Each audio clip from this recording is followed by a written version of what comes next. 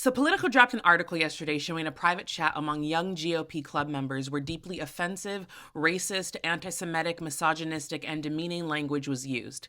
Language that was supposed to be private, but now stands in public record for everyone to see.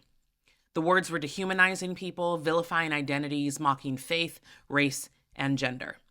So, I have to say, especially to those who identify as Christians, if you don't agree with their words, then stand up and condemn it. Don't excuse it away as a joke or a youthful mistake. You say you follow Jesus, but is this the kind of language that he would condone? Is this the kind of cruelty that he would just laugh off? Because words matter. Words shape how we see ourselves, and they shape how we see other people. They can heal or they can destroy. They can build up the kingdom of God or they can tear it down.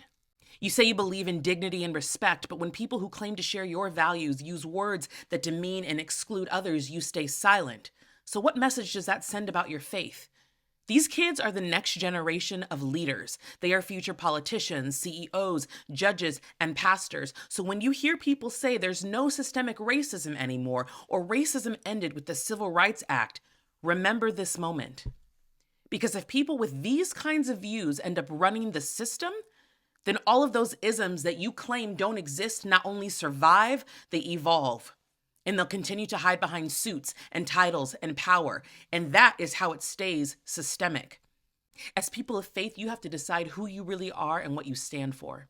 You can't claim to follow Jesus while turning a blind eye to this kind of rhetoric. You can't preach love on Sunday and ignore hate on Monday. See, at the end of the day, you always have a choice. You can either choose hate or you can choose humanity. You can choose silence, or you can choose to speak up.